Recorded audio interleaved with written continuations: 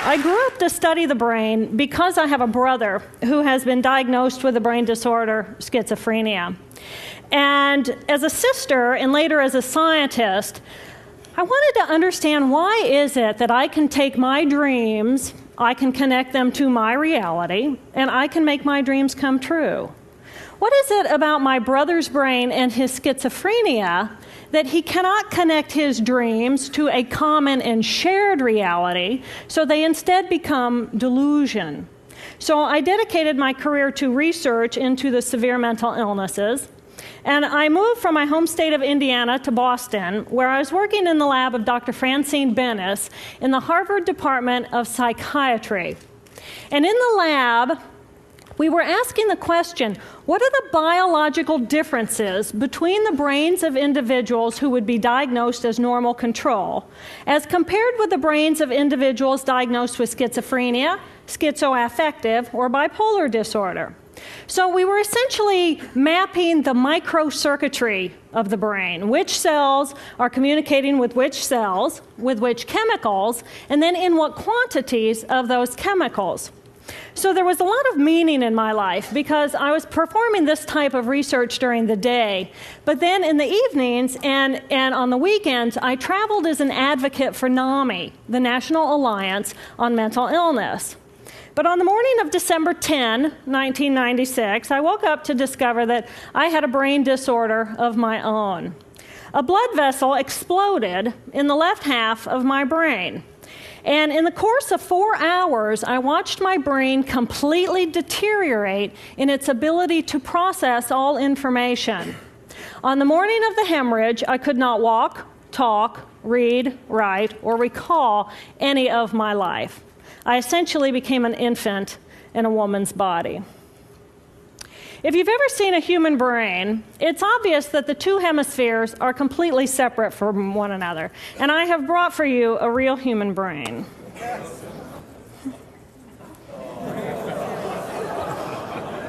Thank you. So this is a real human brain. This is the front of the brain, the back of the brain with the spinal cord hanging down. And this is how it would be positioned inside of my head. And when you look at the brain, it's obvious that the two cerebral cortices are completely separate from one another. For those of you who understand computers, our right hemisphere functions like a parallel processor, while our left hemisphere functions like a serial processor. The two hemispheres do communicate with one another through the corpus callosum, which is made up of some 300 million axonal fibers. But other than that, the two hemispheres are completely separate. Because they process information differently, each of our hemispheres think about different things, they care about different things, and dare I say, they have very different personalities. Excuse me. Thank you. It's been a joy. Our right human hemisphere is all about this present moment. It's all about right here, right now. Our right hemisphere, it thinks in pictures, and it learns kinesthetically through the movement of our bodies. Information in the form of energy streams in simultaneously through all of our sensory systems, and then it explodes into this enormous collage of what this present moment looks like, what this present moment smells like and tastes like, what it feels like, and what it sounds like. I am an energy being connected to the energy all around me through the consciousness of my right hemisphere. We are energy beings connected to one another through the consciousness of our right hemispheres as one human family. And right here, right now, we are brothers and sisters on this planet, here to make the world a better place. And in this moment, we are perfect, we are whole, and we are beautiful.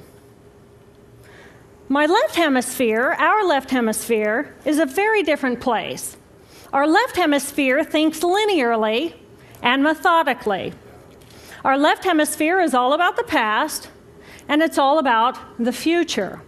Our left hemisphere is designed to take that enormous collage of the present moment and start picking out details, and more details about those details.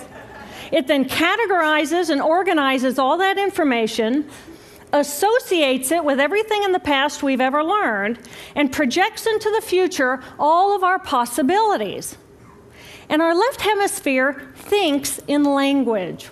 It's that ongoing brain chatter that connects me and my internal world to my external world. It's that little voice that says to me, hey, you got to remember to pick up bananas on your way home. I need them in the morning. It's that calculating intelligence that reminds me when I have to do my laundry. But perhaps most important, it's that little voice that says to me, I am. I am. And as soon as my left hemisphere says to me, I am, I become separate. I become a single, solid individual, separate from the energy flow around me and separate from you. And this is the portion of my brain that I lost on the morning of my stroke. On the morning of the stroke, I woke up to a pounding pain behind my left eye. And it was the kind of pain, caustic pain, that you get when you bite into ice cream. And it just gripped me, and then it released me. And then it just gripped me, and then it released me. And it was very unusual for me to ever experience any kind of pain, so I thought, okay, I'll just start my normal routine. So I got up and I jumped onto my cardio glider, which is a full-body, full-exercise machine. And I'm jamming away on this thing, and I'm realizing that my hands look like primitive claws grasping onto the bar. And I thought, that's very peculiar. And I looked down at my body, and I thought, whoa, I'm a weird-looking thing. And it was as though my consciousness had shifted away from my normal perception of reality, where I'm the person on the machine having the experience, to some esoteric space where I'm witnessing myself having this experience. And it was all very peculiar, and my headache was just getting worse, so I get off the machine, and I'm walking across my living room floor, and I realize that everything inside of my body has slowed way down. And every step is very rigid and very deliberate. There's no fluidity to my pace, and there's this constriction in my area of perception, so I'm just focused on internal systems. And I'm standing in my bathroom getting ready to step into the shower, and I could actually hear the dialogue inside of my body. I heard a little voice saying, okay, you muscles, you got to contract, and you muscles, you relax. And then I lost my balance, and I'm propped up against the wall. And I looked down at my arm, and I realized that I can no longer define the boundaries of my body. I can't define where I begin and where I end, because the atoms and the molecules of my arm blended with the atoms and molecules of the wall. And all I could detect was this energy. And I'm asking myself, what is wrong with me? What is going on? And in that moment, my brain chatter, my left hemisphere brain chatter, went totally silent. Just like someone took a remote control and pushed the mute button. Total silence. And at first I was shocked to find myself inside of a silent mind. But then I was immediately captivated by the magnificence of the energy around me. And because I could no longer identify the boundaries of my body, I felt enormous and expansive. I felt at one with all the energy that was, and it was beautiful there. And then all of a sudden, my left hemisphere comes back online, and it says to me, hey, we got a problem, we got to get some help. And I'm going, oh, I got a problem. So it's like, okay, I got a problem. But then I immediately drifted right back out into the consciousness, and I affectionately refer to this space as La La Land. But it was beautiful there. Imagine what it would be like to be totally disconnected from your brain chatter that connects you to the external world. So here I am in this space, and my job and any stress related to my job, it was gone. And I felt lighter in my body. And imagine all of the relationships in the external world and any stressors related to any of those, they were gone. And I felt this sense of peacefulness. And imagine what it would feel like to lose 37 years of emotional baggage. Oh, I felt euphoria. Euphoria. It was beautiful there. And then again, my left hemisphere comes online and it says, hey, you've got to pay attention. We've got to get help. And I'm thinking, I got to get help. I got to focus. So I get out of the shower and I'm mechanically dressed and I'm walking around my apartment and I'm thinking, I got to get to work. I got to get to work. Can I drive? Can I drive? And in that moment, my right arm went totally paralyzed by my side. Then I realized, oh my gosh, I'm having a stroke. I'm having a stroke. And then the next thing my brain says to me is, wow, this is so cool. This is so cool. How many brain scientists have the opportunity to study their own brain from the inside out? And then it crosses my mind, but I'm a very busy woman. I don't have time for a stroke.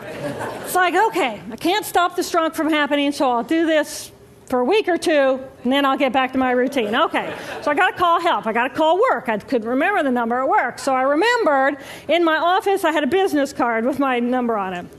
So I go into my business room, and I pull out a 3-inch stack of business cards. And I'm looking at the card on top. And even though I could see clearly in my mind's eye what my business card looked like, I couldn't tell if this was my card or not, because all I could see were pixels. And the pixels of the words blended with the pixels of the background and the pixels of the symbols, and I just couldn't tell. And then I would wait for what I call a wave of clarity. And in that moment, I would be able to reattach to normal reality. And I could tell, that's not the card, that's not the card, that's not the card. It took me 45 minutes to get 1 inch down inside of that stack of cards. In the meantime, for 45 minutes, the hemorrhage is getting bigger in my left hemisphere. I do not understand numbers. I do not understand a telephone, but it's the only plan I have. So I take the phone pad and I put it right here. I take the business card, I put it right here, and I'm matching the shape of the squiggles on the card to the shape of the squiggles on the phone pad. But then I would drift back out into la la land and not remember if when I come back if I'd already dialed those numbers. So I had to wield my paralyzed arm like a stump and cover the numbers as I went along and push them so that as I would come back to normal reality, I'd be able to tell, yes, I've already dialed that number. Eventually, the whole number gets dialed, and I'm listening to the phone, and my colleague picks up the phone, and he says to me, and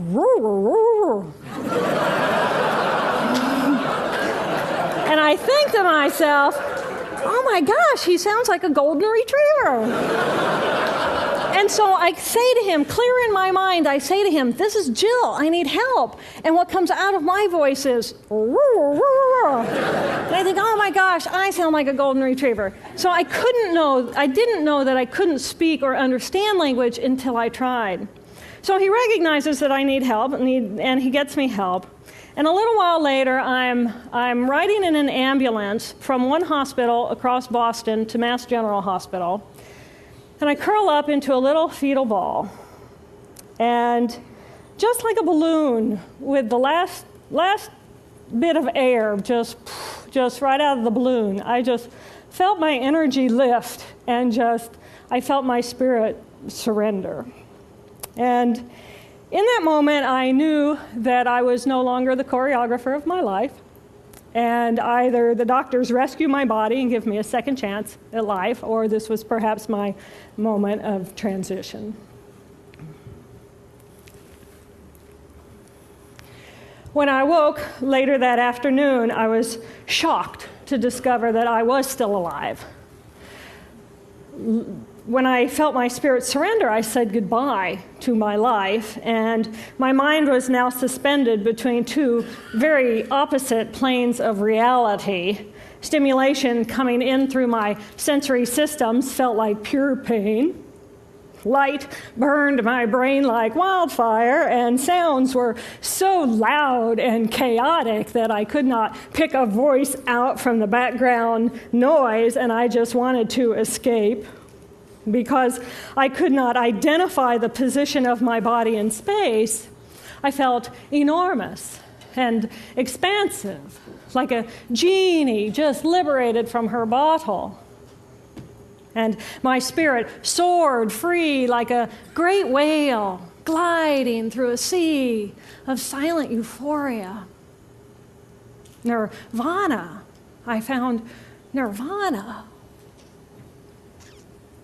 And I remember thinking there's no way I would ever be able to squeeze the enormousness of myself back inside this tiny little body. But then I realized, but I'm still alive. I'm still alive, and I have found nirvana. And if I have found nirvana and I'm still alive, then everyone who is alive can find nirvana. And I pictured a world filled with beautiful, peaceful, compassionate, loving people who knew that they could come to this space at any time and that they could purposely choose to step to the right of their left hemispheres and find this peace. And then I realized what a tremendous gift this experience could be. What a stroke of insight this could be to how we live our lives. And it motivated me to recover. 2.5 weeks after the hemorrhage, the surgeons went in and they removed a blood clot the size of a golf ball that was pushing on my language centers. Here I am with my mama, who's a true angel in my life. It took me 8 years to completely recover. So, who are we? We are the life force power of the universe with manual dexterity and 2 cognitive minds. And we have the power to choose moment by moment who and how we want to be in the world. Right here, right now, I can step into the consciousness of my right hemisphere where I am the life force power of the universe. I am the life force power of the 50 trillion beautiful molecular geniuses that make up my form, at one with all that is. Or I can choose to step into the consciousness of my left hemisphere, where I become a single individual, a solid, separate from the flow, separate from you. I am Dr. Jill Bolte Taylor, intellectual, neuroanatomist. These are the we inside of me. Which would you choose? Which do you choose? And when? I believe that the more time we spend choosing to run the deep inner peace circuitry of our right hemispheres, the more peace we will project into the world, and the more peaceful our planet will be. And I thought that was an idea worth spreading. Thank you.